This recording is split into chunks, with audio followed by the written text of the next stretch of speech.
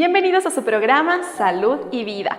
Hoy abordaremos la segunda parte sobre violencia de género. También quiero saludar y dar la bienvenida a nuestros conductores, al doctor Fausto Maldonado, quien es médico neumólogo de la ciudad de Riobamba, y también al doctor Eduardo Silva, quien es psicólogo clínico. Ellos nos acompañarán durante todo el programa. También quiero rápidamente y nuevamente agradecer a Carlita Ortiz por este hermoso maquillaje. Ya sabe, si usted tiene un evento y necesita que la maquillen de forma profesional, rápidamente acuda donde Carlita Ortiz. La información está en la parte de abajo. Y sin más preámbulos, damos la bienvenida a nuestro primer segmento.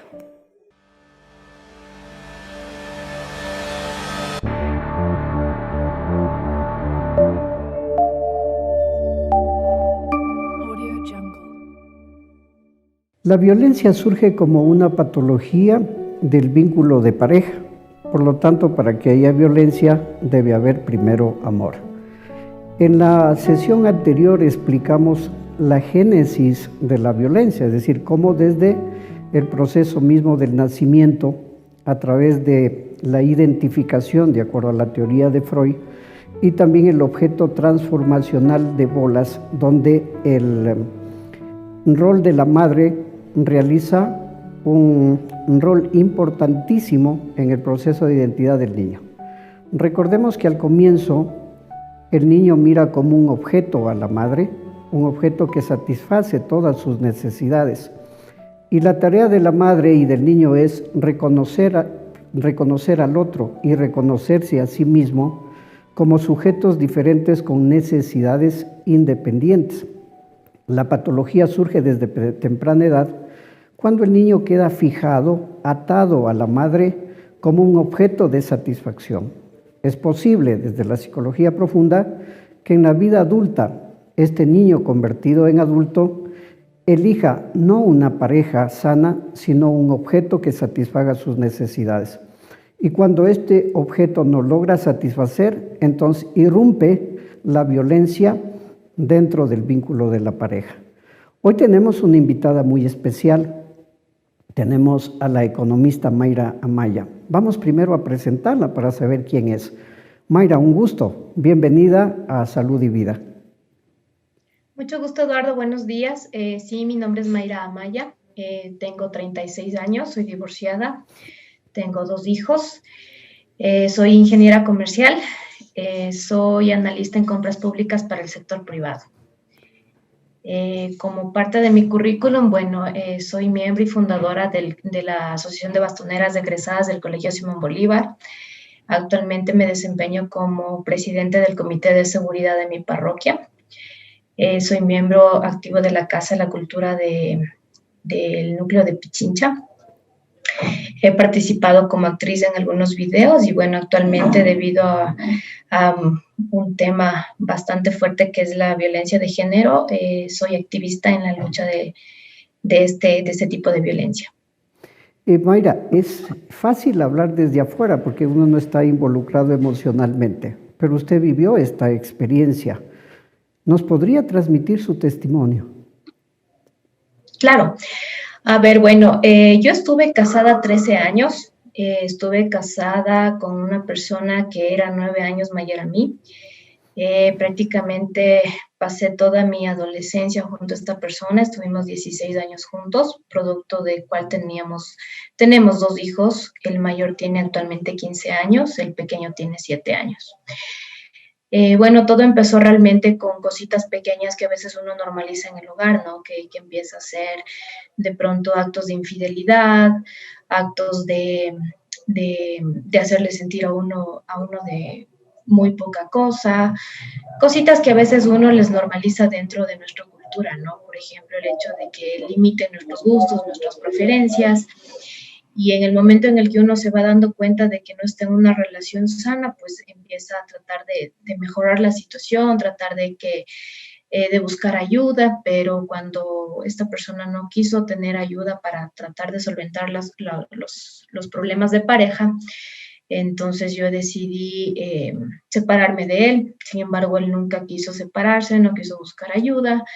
Empezó a tener comportamientos psicológicos bastante fuertes, que se amenazaba con suicidarse. De hecho, se cortó las venas un par de veces. amenazaba con golpearse y cosas así, ¿no? Hasta que en algún momento, cuando ya la situación salió de las manos, salió de control, pues me golpeó, me agredió físicamente. Esto fue hace 3 años.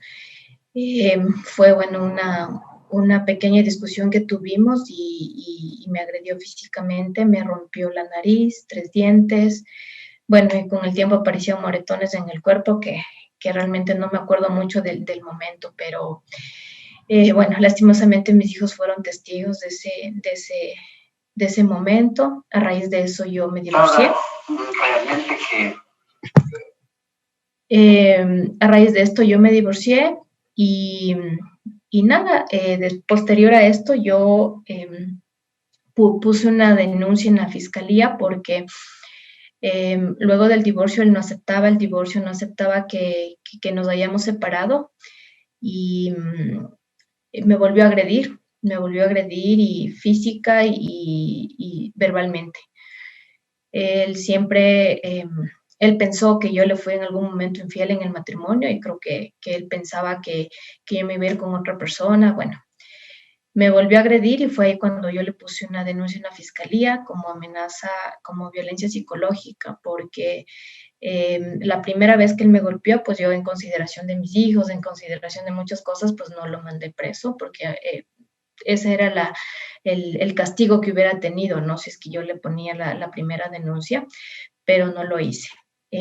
Posterior a esto, claro, yo tuve medidas cautelares, tuve una boleta de auxilio. Sin embargo, él no tenía miedo, él me molestaba, me intimidaba, me acosaba, se metía a mi casa, llamé a la policía un par de veces, pero no le detuvieron, pese a que se encontraba en algunos momentos estaba alcoholizado, pero la policía no lo detuvo. Tuve así durante prácticamente 3 años que viví en esa zozobra de que algún rato me va a ver, peor si me veía, si se enteraba que de pronto yo salía con alguien, me molestaba, amenazaba siempre con quitarme a mis hijos, siempre les estuvo manipulando a mi hijo mayor de verdad y porque mi hijo mayor decidió irse a vivir con él, yo me quedé con el pequeño y bueno, a raíz de esto, yo he tenido una ruptura de la relación con mi hijo mayor, obviamente porque el papá habló mal de mí, todo el tiempo habló mal de mí, me vio a mí como la causante del divorcio. Hasta el día de hoy, bueno, no sé, no, él nunca aceptó el divorcio en realidad y siempre tenía la esperanza de que regresemos. Sin embargo, yo fui muy clara y muy cortante en el tema, no quise regresar con él. Y más o menos en el mes de enero, más o menos para la primera semana de enero, tuvimos un inconveniente. Él se enteró que yo estaba con mi nueva pareja y lo agredió. Posterior a esto, cuando le tocaba las visitas con mi hijo, porque teníamos visitas abiertas para que él pueda verle a mi hijo, el pequeño le venía a ver en la casa. Mi hijo pequeño muchas veces ya no quiso irse con él, entonces le dije que iba yo a poner la demanda de régimen de visitas. Se molestó mucho y amenazó con matarme a mí, a mi actual pareja y a cualquiera que se cruce. Mi hijo también Maya, fue... es importante el testimonio que usted nos está entregando en este momento. ¿Cuándo aparece esa mujer fuerte para enfrentar toda esta situación violenta? Porque a veces en el hogar hay mucha dependencia por parte de la mujer y se convierte en una norma de vida, es decir, vive una normosis, lo que es anormal, la violencia se convierte en una norma de vida. Y a veces hay mucho apego, mucha dependencia para salir de esto. ¿Cuándo aparece la mujer fuerte, la mujer valiente, con racionalización, con mentalización para retomar ese amor propio y a través de esa toma de decisión cortar estos actos violentos?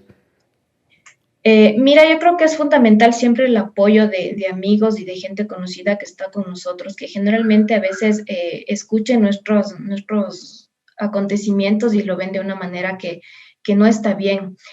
Yo sí tengo que decir que me rodeé de amigos, de amigas, en el que cuando yo les comentaba cosas de mi relación, les parecía extrañas. Entonces, es algo que yo, por ejemplo, normalicé mucho, pero ellos me empezaron a decirme que no estaba bien. Tengo mis amigas que realmente me ayudaron mucho a abrir los ojos. De eso yo tengo que eh, agradecer mucho porque cuando uno está en ese círculo de haber normalizado actos que van en contra de nuestra naturalidad como personas, como mujeres, en gustos, en preferencias, y hay alguien que nos abre los ojos, pues sí, yo empecé a abrir los ojos en algún momento en conversaciones del círculo de amigos laborales y todo, en el que me di cuenta que no estaba en una relación sana, ni en una relación saludable ni para mí ni para mis hijos.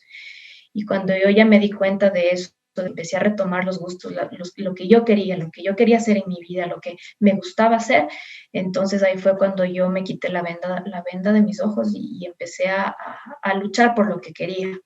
Y dentro de esta lucha, pues fue mi libertad de hacer las cosas que yo quería y sentirme bien como mujer, como persona, como madre incluso, y esa fue la fortaleza que tuve. Impacto más grave que una mujer violentada sufre como durante un proceso de recuperación.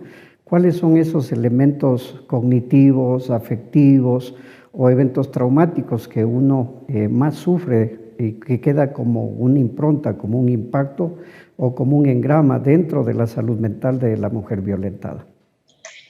Creo que es importante indicar que el impacto más fuerte que una mujer tiene es el miedo. Es el miedo a que primero te juzguen por haber roto un matrimonio, porque como en nuestra cultura está arraigado de que tienes que aguantar y tienes que aguantar porque es tu familia, son tus hijos.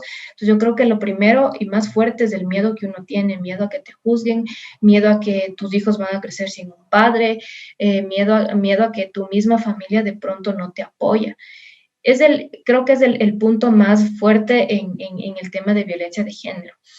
Es el miedo, es el hecho de sentirte.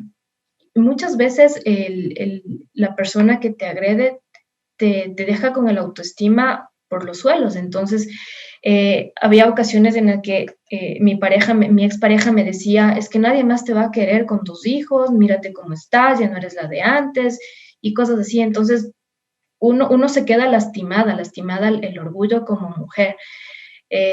Pero creo que eso es precisamente cuando uno empieza a valorarse, te das cuenta de que no necesitas una persona que te esté diciendo, estás bien vestida, mal vestida, estás guapa, estás fea. No, o sea, siempre uno tiene que sentirse bien. Y romper el miedo es, creo que la base de acabar con la violencia. Dharma es un atributo muy importante y utilizar capacidad de resiliencia para salir adelante ante estas vicisitudes. ¿Cuál es la experiencia ahora que le dejó Mayra y a partir de esto, cómo está aportando a otras mujeres para que logren superar estas normosis de violencia que se dan en los ámbitos de familias ecuatorianas?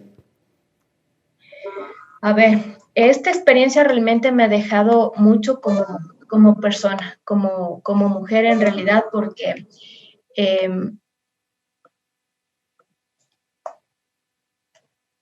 ¿qué es lo que a mí me ha motivado? Precisamente es saber que muchas mujeres han tomado mi caso de referencia y han tomado la iniciativa de escribirme, de decir que necesitan ayuda, que no saben cómo salir de ese círculo. Es muy gratificante en realidad y a mí me ha motivado mucho el hecho de que he tenido ya respuesta, he tenido ayuda por parte del Estado, he tenido ayuda por parte de fundaciones, del mismo Ministerio de Gobierno que se ha personalizado y me ha llamado. Entonces, yo he visto resultados en mi caso, he visto que lastimosamente tuvo que ser mediático, pero he tenido respuesta. Entonces, yo sí, lo único que puedo decir es animarles a las mujeres a que primero hagan su denuncia formal en la fiscalía, porque muchas veces se queda en chisme, muchas veces se queda en un malestar, pero no hacemos nada. Entonces yo creo que el empuje que uno necesita dar como mujer es precisamente ese de decir denúncialo, o sea, perdiste el miedo, denúncialo y vas a ver que la ayuda llega porque no solamente necesitas ayuda psicológica, necesitas también tener tu seguridad. y tener el respaldo de muchas más mujeres, porque creo que la red de apoyo que entre mujeres nos damos es muy importante. Ahora, si bien es cierto, yo cuento con mucha ayuda del tema legal, que da muchos resultados, que estamos ya en el proceso de investigaciones por parte de la Fiscalía. Igual el tema del psicológico que también brinda el Ministerio de Gobierno a través del Ministerio de Educación para mis hijos. Y así muchas entidades que existen, pero que lamentablemente nosotros no sabemos cómo llegar, y ese es el aporte que yo les estoy brindando a muchas mujeres, a guiarles un poquito en el tema y a levantarles, porque aquí nos damos cuenta de que no estamos solas. Muchas gracias. Queremos agradecer infinitamente a Mayra Maya por compartirnos su testimonio, cómo ha logrado enfrentar esta normosis dentro de las familias ecuatorianas, la violencia de género. Un grato placer, Mayra, haber compartido con usted el día de hoy. Muchas gracias por la invitación.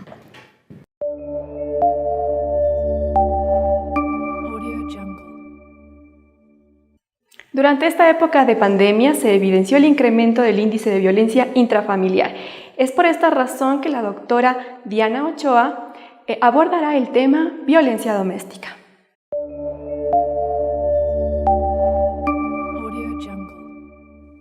Muy buenas tardes a todos y todas. Mi nombre es Diana Ochoa y el tema que voy a abordar el día de hoy es prevención de violencia intrafamiliar o violencia doméstica.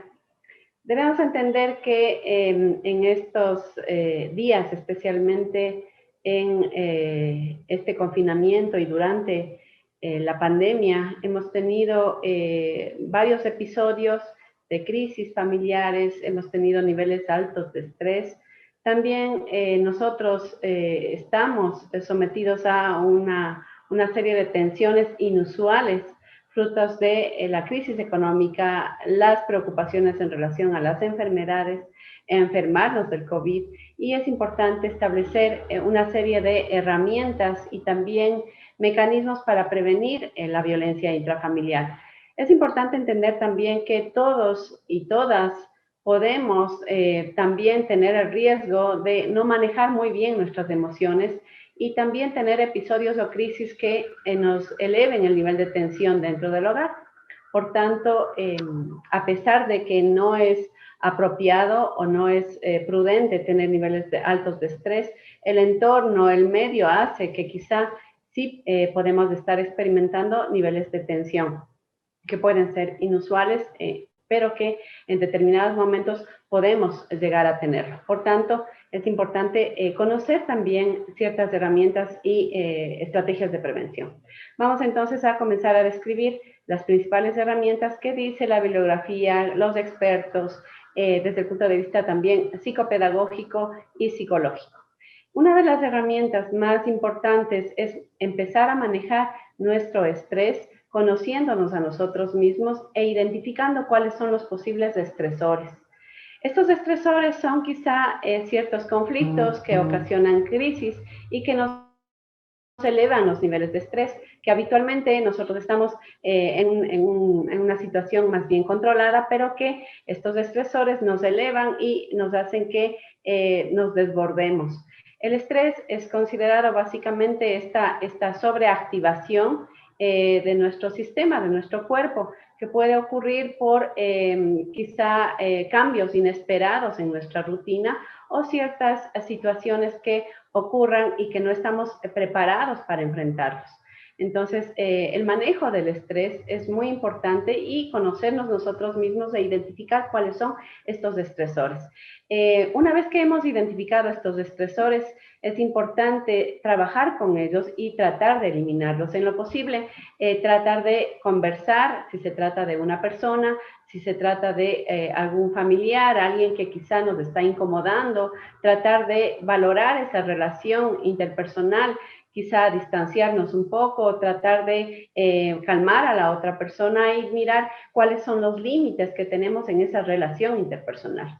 Eso por un lado. Por otro lado, es importante también, aparte de conocernos a nosotros mismos e identificar qué nos está ocasionando este inconveniente, desarrollar estrategias para mejorar nuestra comunicación en las relaciones interpersonales. Entonces, en ese sentido es muy importante utilizar una comunicación muy positiva, una comunicación que no ofenda, una comunicación respetuosa hacia el otro, una comunicación empática. Por empatía se entiende esa capacidad que todos tenemos también de entender al otro y ponernos en los zapatos de la otra persona. Entonces, si yo me comunico, ¿sí?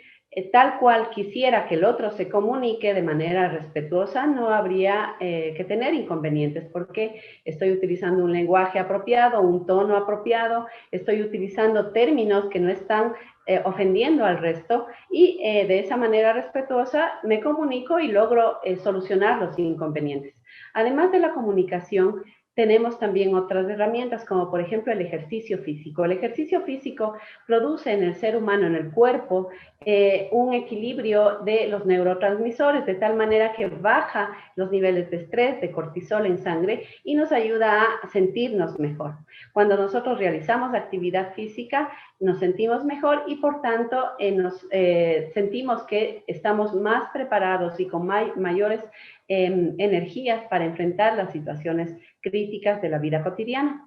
También una recomendación muy importante es la alimentación sana, equilibrada, especialmente en verduras, en vitaminas, en frutas, no tanta cantidad de carne, especialmente carnes rojas, porque hay la probabilidad de que aumentemos también este comportamiento un poco quizá no tan tranquilo, porque el organismo requiere mayor cantidad de esfuerzo al digerir las carnes, especialmente las carnes rojas. Las horas de sueño también son muy importantes y que sea un sueño reparador, un sueño tranquilo. Cuando nosotros sentimos que no estamos durmiendo lo suficiente o nos sentimos más bien cansados al día siguiente, en lugar de levantarnos con energía, con ánimos, es un punto de alerta frente a algún tipo de factor psicosocial que puede estarnos afectando. Entonces es importante el sueño reparador. El entorno familiar debe ser un entorno agradable y el primer lugar más seguro en donde nosotros nos debemos sentir en paz y en tranquilidad debe ser nuestro hogar. Debo hablar también del círculo de la violencia y por eso voy a compartir pantalla. Vamos a explicar rápido en qué consiste el círculo de la violencia. ¿Por qué es importante este tema? Porque en la relación de pareja muchas veces las mujeres pensamos que todo se va a arreglar, que las circunstancias van a mejorar, que mi esposo o mi pareja va a cambiar y casi siempre el esposo o la persona que agrede o que está ocasionando un episodio de violencia se arrepiente y a veces creemos que eso va a suceder y que va a cambiar. Pero luego nos damos cuenta de que no es así. Entonces es importante entender cómo funciona este círculo de la violencia para romper el círculo, para buscar ayuda y para que nuestra situación psicoemocional cambie, pero también cambie la situación de nuestros hijos. Entonces, por lo general, comienza con una situación de tensión, algún tipo de agresión, ¿sí? Que pueden ser celos o por peleas o puede empezar con una situación de una violencia muy sutil. Por ejemplo, nos revisan los celulares o no nos permiten salir o que quizá alguna broma o se insinúa con sus amigos, insinúa que somos, qué sé yo, no tan inteligentes o no estamos al mismo nivel de ellos. Y entonces comienza con violencia psicológica, puede ir a violencia también física, sexual, patrimonial. Y estos episodios de tensión y violencia pueden llegar a un sistema de agresión totalmente violento que puede inclusive desatar agresiones, golpes, furia, moretones e inclusive puede ir no solo hacia nosotros, sino hacia nuestros hijos. Después de este episodio, cuando la mujer pide ayuda o cuando la mujer inclusive avisa a la gente del orden, surge un proceso de arrepentimiento y promesas. Entonces el agresor reconoce que actuó mal, pide disculpas, dice que va a cambiar y promete que no va a volver a suceder nunca más. Entonces aquí viene como una luna de miel, una reconciliación en donde inclusive hay regalos y en esa reconciliación otra vez como que parecería que vuelven al inicio de cuando estaban enamorados. Pero luego viene una aparente calma y cuando en esta aparente calma supuestamente el agresor se arrepintió y trata otra vez de conquistarla, poco a poco otra vez se manifiestan los mismos episodios de violencia psicológica, celos, controlador, otra vez vuelve a ser controlador y hasta que otra vez se desata otra situación crítica de agresiones y violencia física. Es importante entender que la violencia no solamente es física, también es psicológica y cuando es psicológica se trata de insultos, se trata de hacernos sentir muy mal, se trata de vernos por debajo de él y que la violencia tiene una raíz en las creencias y en los patrones socioculturales machistas, en donde a nivel social se ha establecido estos patrones de que el hombre tiene mayor poder sobre la mujer, que es más que la mujer, que no hay una situación de equidad, sino más bien que el hombre se merece lo mejor, que el hombre es el sexo fuerte, que el hombre es el jefe del hogar, que lo que vale es lo que dice el hombre, que las decisiones deben ser tomadas por el hombre y que nosotras, las mujeres, estamos por un nivel inferior.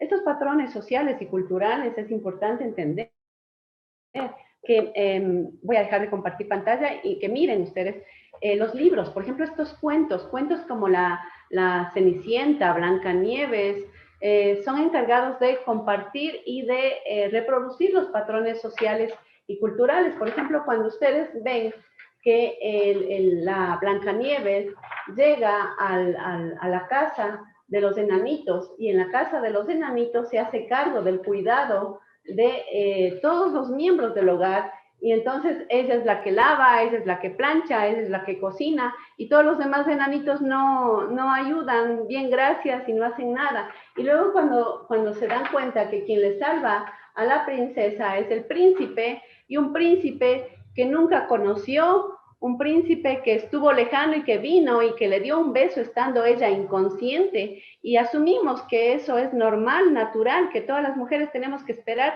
nuestro príncipe, ¿sí? Que nos salve y que el príncipe por ser príncipe y por ser hombre puede besarnos, puede ultrajarnos, puede sin permiso y autorización quizá pensar que tiene derechos sobre nuestros cuerpos. Estamos reproduciendo patrones sociales y culturales de machismo.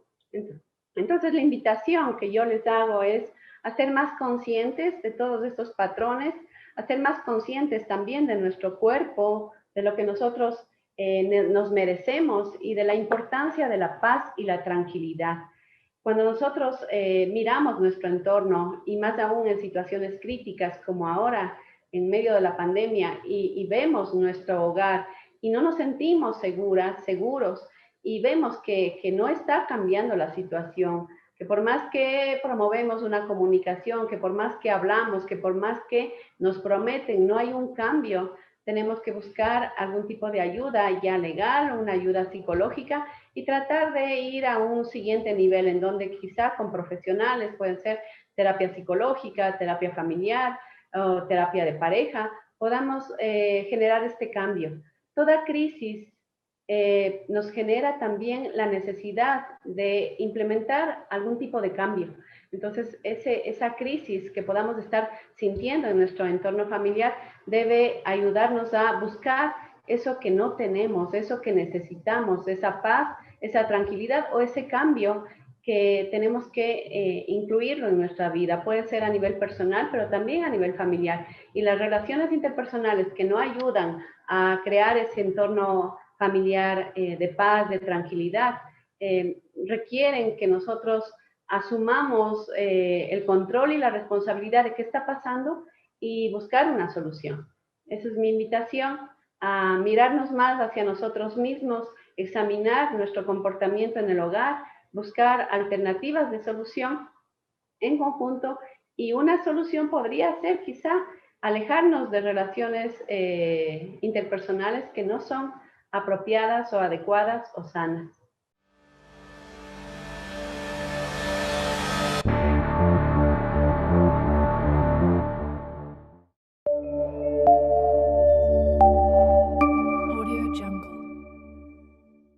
Continuamos con el segmento Vida. Ya está junto a nosotros la abogada Natalia Rocha. Ella es especialista en temas de género y con quien haremos un abordaje completo sobre esta problemática. Bienvenida, Natalia, a este espacio. Buenos días, Alejandra. Muchas gracias por el espacio y por la invitación. Para ir ya iniciando, coméntenos, por favor, ¿qué es la violencia de género? La Ley Orgánica para Erradicar y Prevenir la Violencia de Género en el Ecuador define esto como cualquier conducta o acción que ocasione daño o sufrimiento, sea físico, sexual o psicológico, en otra persona y cuando el origen de esta violencia está basado en su género. Y para irlo entendiendo también, por ejemplo, en el caso de las mujeres, ¿cómo identificamos y cómo le decimos a la ciudadanía, usted está sufriendo violencia de género sin que exista algún tipo de sesgo ante esta terminología? Entendiendo ya cuál es el concepto de violencia de género y lo que implica, nuestra legislación también reconoce varios tipos de violencia. Uno de ellos es la violencia física. ¿Cómo sabemos cuando una mujer es víctima de violencia física? Precisamente al ser físico puede dejar huellas en el cuerpo, dejar rastros físicos que pueden ser fácilmente reconocidos. Pero también está la violencia psicológica, que es la violencia más común que se vive dentro del Ecuador. La violencia psicológica puede tener varias manifestaciones. Incluye manipulación, chantajes, amenazas. Y las víctimas lamentablemente tardan a veces mucho tiempo en reconocer que están siendo víctimas de violencia. Por eso es que en el Ecuador, de acuerdo a las últimas encuestas, son 65 de cada 100 mujeres las que sufren violencia dentro del país. Y como parte de esa responsabilidad de Estado, ¿qué nos dice también la Constitución? ¿Reconoce a esta violencia? ¿Cómo podemos nosotros, quienes hemos sido víctimas, respaldarnos en el ámbito legal? La Constitución del 2008 reconoce una vida libre de violencia para todas las personas. Reconoce tu integridad física, psicológica, moral, integridad sexual. Cualquier acción que ataque o atente contra esa integridad es considerada violencia. Y como hablábamos de temas de violencia de género, se asocia directamente con las mujeres, porque por estadísticas y por la realidad social en la que vivimos, son las mujeres las que han sido y siguen siendo víctimas de violencia de género. En la mayoría, los agresores suelen ser personas de su entorno cercano. Al menos en los casos de violencia intrafamiliar, entendemos que las agresiones ocurren dentro de su entorno, suelen ser en mayor medida sus parejas, sus convivientes, pero asimismo existen otros tipos de violencia. Por ejemplo, está la violencia sexual. Entendemos por violencia sexual cualquier acción de coerción que obliguen, que amenacen a una víctima a realizar actos de naturaleza sexual que ella no quiere hacer. Estos delitos también, lamentablemente, siguen siendo en su mayoría por personas cercanas a la víctima. Por ejemplo, en el caso de niñas, el Ecuador registra más de 2.000 niñas que han sido víctimas de abusos o de delitos sexuales. El 80% de sus agresores son personas cercanas. Pueden ser de su entorno familiar o pensemos en amigos, personas que tienen vínculo con la familia y tienen un contacto directo con las víctimas. Y al hablar de los entornos familiares, la sociedad siempre se pregunta por qué la víctima siempre regresa con su agresor, cuáles son los deberes de Estado, cuáles son los deberes de la sociedad también para apoyar a quienes son víctimas de violencia de género. En el primer punto, sí, es común. De hecho, lamentablemente, tenemos una cultura que tiende a culpabilizar a las víctimas. ¿Por qué si te agredió sigues? ¿Por qué estás ahí? ¿Por qué regresas con él? Y la realidad es distinta. Entendemos que hay un ciclo de violencia. Un agresor no empieza directamente con actos violentos con la víctima. Todo es un proceso. Generalmente empiezas a acercarte, creas vínculos fuertes que hacen que vayas teniendo cierto apego o confianza con el agresor. Ahí es donde pueden empezar los ciclos y este ciclo se repite. Pero para que una persona caiga en este ciclo, tiene ya un problema psicológico que a veces no nos gusta reconocer, pero ya es una autoestima muy baja y es una dependencia emocional fuerte.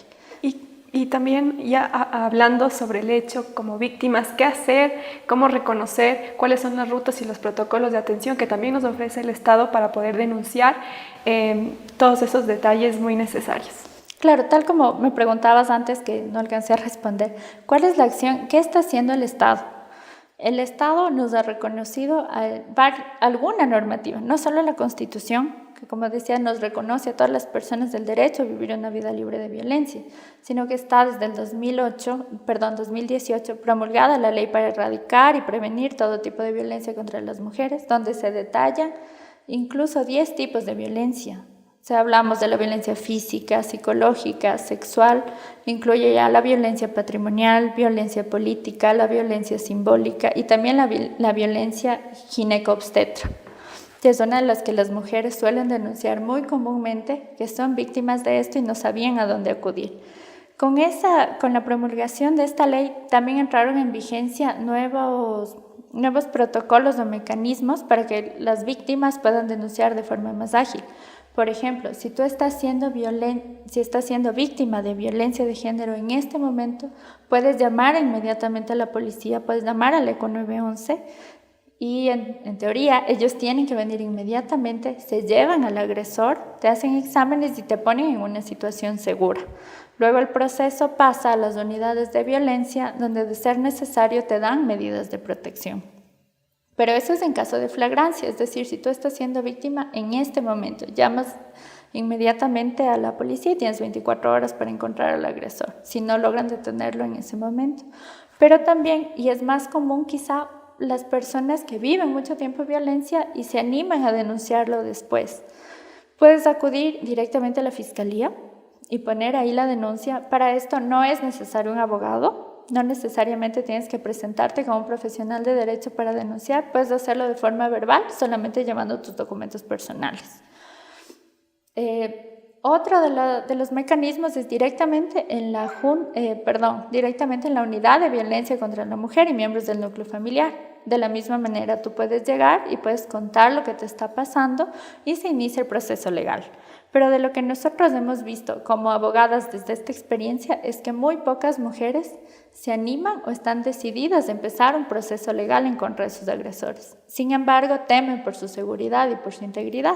Ante eso hay otra opción, que son las juntas cantonales de protección de derechos. Si bien estas no son instancias judiciales, son entidades administrativas que te pueden otorgar de forma inmediata medidas de protección. Por ejemplo, tú acudes a la junta, cuentas lo que te está sucediendo y si evidencia que existe algún peligro, tienen que otorgarte medidas de protección. Posteriormente, esas medidas pasarán a la unidad de violencia y ya la víctima decidirá si quiere o no continuar con estos procesos, pero sin embargo ya tiene medidas que pueden garantizar su protección en caso de ser víctima o volver a sufrir alguna agresión. Sin duda alguna es un tema importante. Creo que el socializar y difundir también estas rutas y protocolos es parte de la responsabilidad de los medios. Como usted mencionaba, hay veces que las mujeres no sabemos qué hacer, a dónde acudir y cómo reconocer la violencia, y creo que en este espacio lo hemos podido resumir de forma completa. Para ir culminando, abogada, también sus números de contacto, a alguna persona que quiera tener algún acercamiento o esté sufriendo algún tipo de violencia, pues pueda contactarla rápidamente. Muchas gracias, Alejandra. Yo tengo la oficina, se llama ERE y Abogadas. Trabajamos ahí abogadas que tenemos un serio compromiso con las víctimas de violencia de género. Estamos prestas para ayudar, para poder colaborar y para dar toda la información que la víctima requiera. Y si es necesario, obviamente, nuestro patrocinio legal. La oficina se encuentra ubicada en las calles Juan Montalvo, entre Veloz y Orozco. Los teléfonos de contacto 0987 52 68 71. Muchísimas gracias, abogada, por estar junto a nosotros. Amigos, continuamos con su programa Salud y Vida.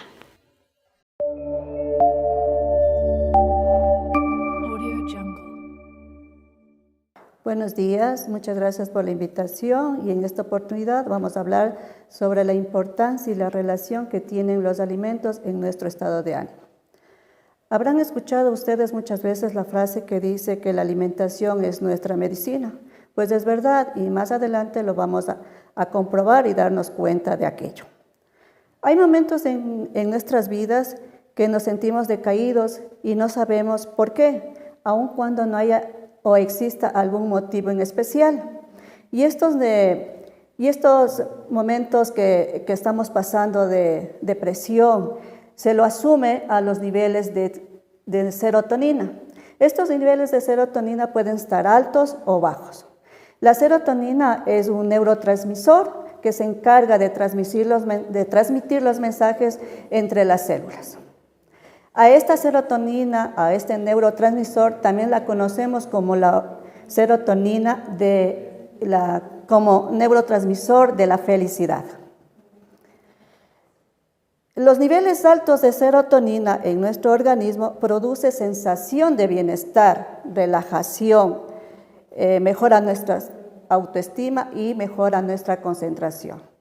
Los niveles bajos de serotonina producen problemas de sueño, de ansiedad, alteración en el estado de ánimo, pérdida del control de la ira y el trastorno obsesivo-compulsivo. Este neurotransmisor de la felicidad se sintetiza en nuestro cuerpo gracias a la acción del triptófano. ¿Qué es el triptófano? Es un aminoácido esencial, uno de los 9 aminoácidos esenciales que el cuerpo no lo produce y que necesariamente nosotros tenemos que adquirirlo a través de la alimentación. Afortunadamente, este triptófano lo encontramos en la mayoría de los alimentos, sobre todo en las proteínas. Por ello, hay un grupo exclusivo de alimentos que debemos incluir en nuestra alimentación, como son las proteínas. Y obviamente las proteínas de alta calidad o de alto valor biológico, como son las proteínas de origen animal. Entonces, ¿qué quiere decir esto? Que nuestra dieta debe estar comprendida, debe contener estas proteínas de alto valor biológico porque ellas contienen la mayoría de los aminoácidos esenciales. En este grupo tenemos entonces a las carnes, como el pescado, tenemos al pollo, tenemos al pavo en exclusivo, tenemos los lácteos, en especial dentro de los lácteos al queso, tenemos a los huevos y también tenemos proteínas en los vegetales.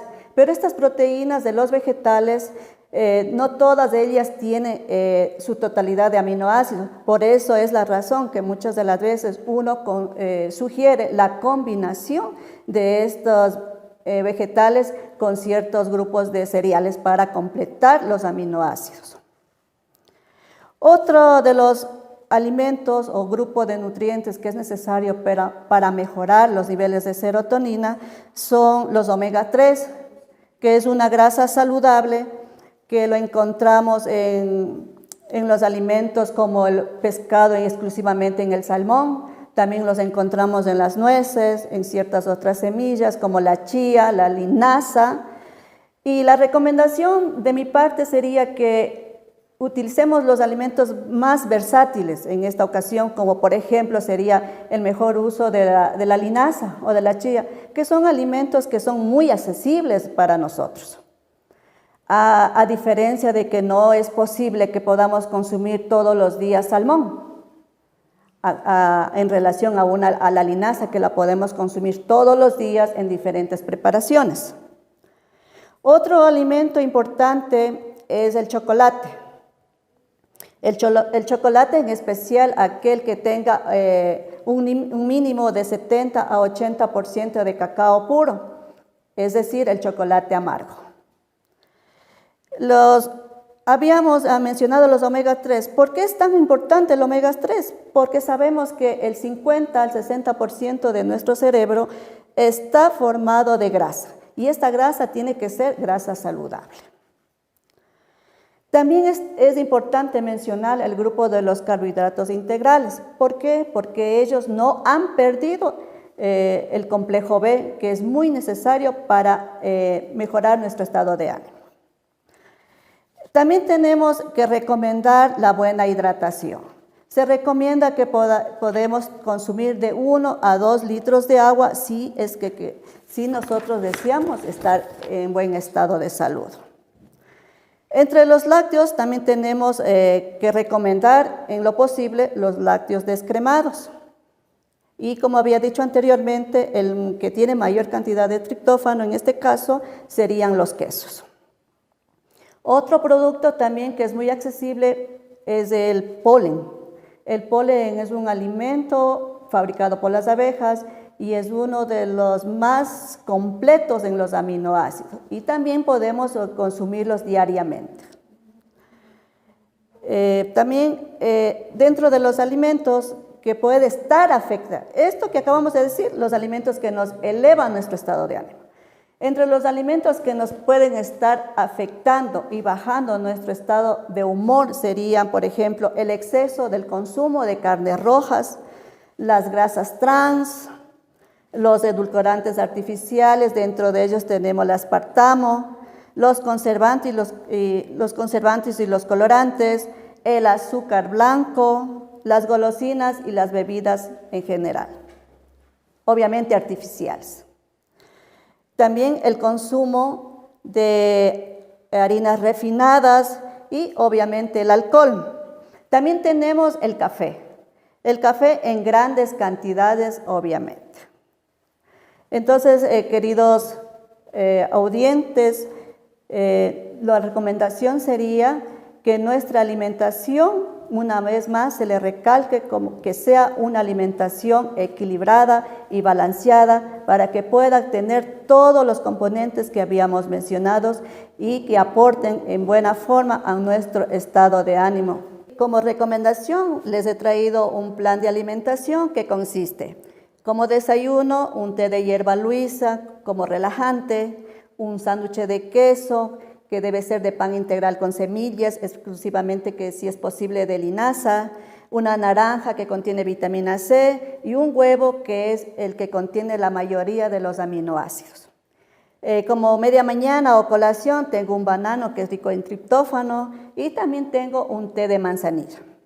El almuerzo tenemos una sopa de lentejas, una papa al horno, pescado a la plancha, aguacate como grasa muy buena, y un encurtido o criollo que comúnmente lo llamamos. A media tarde tenemos el famoso chocolate negro, que puede ser también acompañado con otro té relajante. Y por último, la merienda, que consistiría en un sándwich de pollo, asimismo de pan integral, una ensalada de lechugas, tomates y nueces que ya habíamos enunciado por los omegas 3 y un té de valeriana recalcando que es un relajante también.